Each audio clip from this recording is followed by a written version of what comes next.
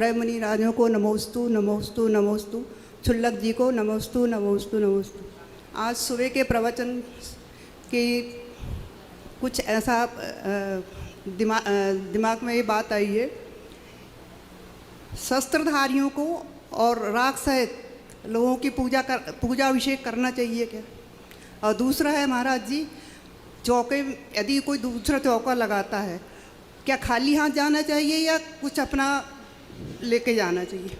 दोनों बातों का उत्तर देता हूँ मैं। वस्त्रधारी या शस्त्रधारी जिनके अंदर राग द्वेष है, ऐसे जीव अगर देव पर्याय के मान करके उनको लोग आराधना करते हैं तो कोई बाधा नहीं हो, देव हैं। कौन सी बाधा नहीं, पूरी समझ लेना। जैसे पद्मावती देवी है, क्षेत्रपाल आदि और भी जो 24 यक्ष यक्षिणियाँ भगवान के हैं, वो हमारे साधर्मी हैं, परमात्मा नहीं है। पूजने का मतलब ये है कि अगर आप पंच परमेष्टि मान के पूजते हो तो आप अगर देवी देवताओं को पंच परमेष्टि मान के पूजते हो तो आप मिथ्यात्व में ही रहोगे। लेकिन आप उनको सधर्मी मानते हो तो कोई बाधा नहीं। अभी यहाँ पर जब प्रतिष्ठाचार्य आते तो उनको श्रीफल देते हैं, कपड़े देते हैं, तो ये भैया जी की पूजा थोड़ी ना हो गई। अब इसको थोड़ा आगे बढ़ाता हूँ।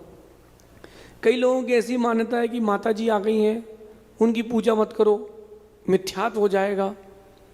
देखो, गलत फहमी मत रहना। आगम में जो लिखा है उसका पालन करना। संघों की व्यवस्था अपनी हो सकती है, आगम की व्यवस्था सर्वोपरि है। तो जो माता जी, छुल्लक जी, चुल्लिका माता जी, एलक जी, जिनके संग में अर्घ चढ़ता है, आपको बकायदा अर्घ चढ़ाना चाहिए। अब वो पंच परमेष्टि तो है नहीं, तो उनकी पूजा क्यों करें? देखो, ध्यान रखना, वीतरागता का आधार है कि नहीं, पंच परमेष्टि का आधार है कि नहीं। एक ग्रंथ है किसी के पास? देखो, मैं आपको एक बात कहता हूँ, ये ग्रंथ नहीं रखा क्या? ये ग्रंथ है ना? ये इसका गुणस्थान कौन सा है? इस ग्रंथ का गुणस्थान कौन सा है? चेतन है कि अचेतन है? अचेतन है। इसका कोई गुणस्थान है? नहीं है। ये पंच परमेष्टि है, इसको जमीन पे रख सकते कि नहीं? क्यों? ये पंच परमेष्टि नहीं, इसका गुणस्थान ही नहीं है।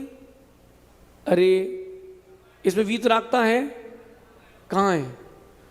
इसमें वीतरागता भी नहीं है, लेकिन इसमें वीतराग की वाणी का आधार है। तो आधार अधेय संबंध से पूज्य है, इसलिए अपन इसको मस्तिष्क पे लगाते हैं, सामने रखते हैं, ये जिनवाणी माँ है ना? ऐसी जो माता जी हैं, उनके पास रत्नत्रय का आधार है। कोई भी माता जी अणुव्रती नहीं होती, वो उपचार से महाव्रती होती है, इसलिए उनकी पूजन आदि करने में भी कोई बाधा नहीं। लेकिन वो साधु भगवान नहीं है, और जो देवी देवता मंदिर में वो अरिहंत नहीं है, साधर्मी है, उनके लिए साधर्मी जैसा व्यवहार करने में कोई दोष नहीं है। दूसरा प्रश्न जो आपने कहा कि चौकी में अपन जाते तो कुछ लेके जाएं, तो ऐसा होता है कि आप तो ले जाते हैं लोग, लेकिन शोधन करते नहीं और अपना सामान चलाने की जल्दी रहती है कई बार लोगों को। तो आज देखो, अपरमित सागर जी का अंतराय हो गया। चौके वाले बेचारा मेरे सामने रो रहे थे, बोले थे महाराज जी 5 साल बाद तो आहार हुए हमारे यहाँ महाराज जी के। 5 साल बाद तो नंबर लगा, 4-5 साल बाद, और उसमें भी हमारे यहाँ आहार नहीं हो पाए।